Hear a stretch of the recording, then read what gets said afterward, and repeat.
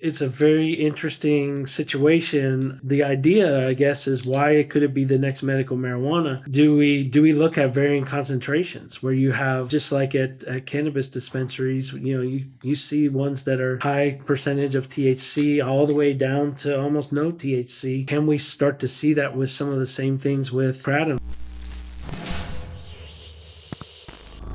You've said that kratom, in your view, could be the next medical marijuana.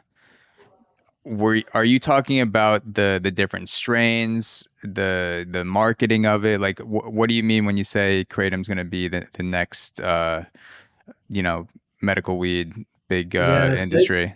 I just think that there's a lot of comparisons to the amount of different indications that people are using it for, just like you see with marijuana. But also coming back to, I'm not sure if it's really a strain issue or not. But what we're learning, and we have a really amazing team of scientists here that we're working together with, for all the way from understanding how to cultivate the tree, and the genetics of the tree, and as I mentioned earlier, the biosynthetic pathways of making these compounds in the tree.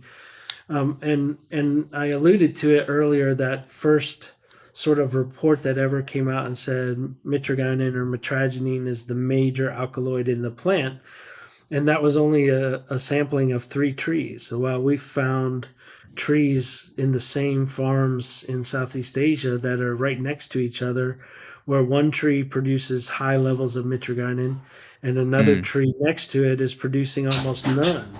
So you can almost get to a point where you're talking about things that are like hemp, right? That are below, well, we call it below 0.3% THC is hemp, but you could have very low levels of THC and other cannabinoids at very high levels, versus very high levels of THC and lower levels of things like CBD and whatnot.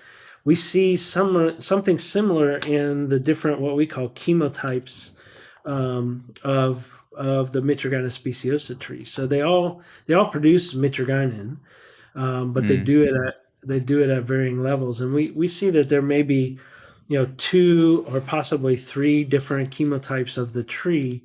But what's in the marketplace in the United States is really targeted at a level of mitragynine content, and that's what products are analyzed for, and that's what the vendors are looking for. They want to have at least this much mitragynine content. And so what we're trying to understand now, and what some of our funding from the National Institute on Drug Abuse now is, to really look at some of these differences in the combinations of alkaloids. So if we are looking at a typical product that we would buy in the U.S. marketplace, it's going to be highest alkaloid will be mitragynine. mm, But what about some of these other trees that are producing almost no mitragynine? And interestingly enough, and again anecdotally, many of the trees that were first donated to us for research purposes from users in Florida actually had that low level of mitragynine content. wow. And they would tell us that they were getting the exact benefits that they were getting with their purchased product, and they felt so much better about what they were doing because they were growing their own material and they were controlling their environment. Um, Little did many of them know they had bug infestations that were pretty crazy on their plants, but hey, that's another Mm, story. yeah. So, but yeah, I mean, it's a very interesting situation, and the idea, I guess, is why could it be the next medical marijuana? Do we look at varying concentrations where you have, just like at cannabis dispensaries, you see ones that are high percentage of THC all the way down to almost no THC, and can we start to see that with some of the same things with kratom, and then the other alkaloids that are in there, just like we see with cannabis, where you have CBD, CBN, CBG, all these different cannabinoids. We have different alkaloids in the kratom plant that have different pharmacologies, as we talked about earlier, and could these be, exploited if we can understand how the plant is producing one alkaloid over another? Can we understand how to make strains that could be beneficial for specific things, like attention in a coffee in the morning versus and you wouldn't have to worry about these other euphoric type things or being tired. These are the big, wide, crazy ideas that we have. Just thinking about, can we really understand what all these combinations of alkaloids are, and how can we best benefit those for treating individuals for things that they really want treatment for. Yeah, and in addition to the concentration, you also see a lot of different marketing for the different veins, like the green vein, red vein, white.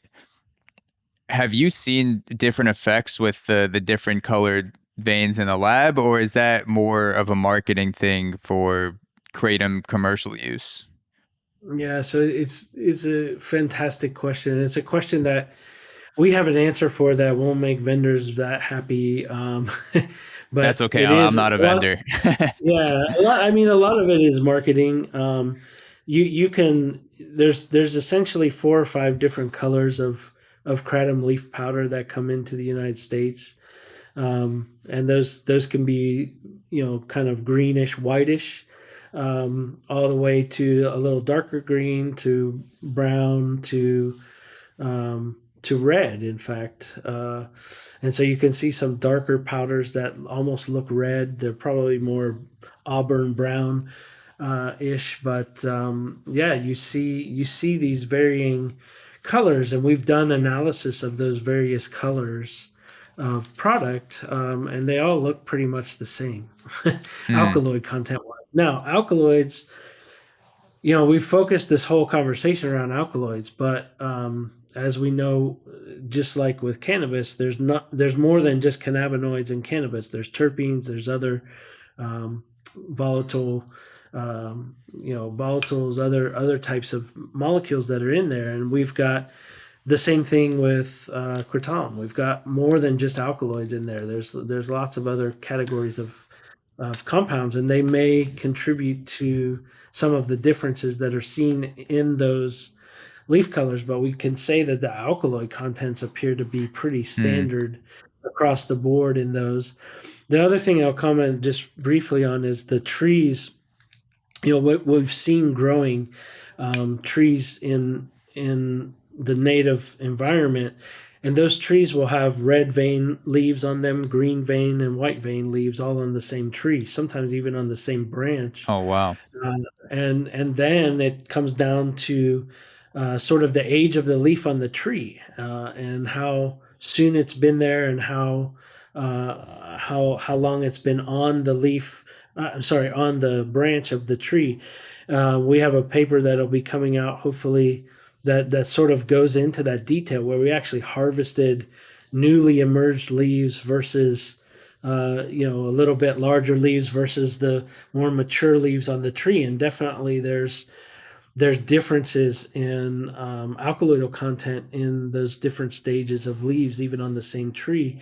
But to go out and harvest specifically red vein leaves, and then Mm, harvest specifically green vein and specifically white vein, it would be a monumental task that I don't think the individual farmers are up for. They're yeah. just like, harvest what we can harvest, throw it all together, and throw it in the truck so it goes off to Yeah. wherever it goes. So when people are self-reporting different effects with different colored veins, like green keeps me awake, red is good for sleep. I'm just making those up. That could be the case, but when people are self-reporting these different effects for different colors, it's possible that there are molecules other than the alkaloids that are accounting for the different effects that people are feeling. So you haven't nailed that down yet, but it's possible you could find something in the future that shows variations in mood enhancement across different colored strains, regardless of the dose.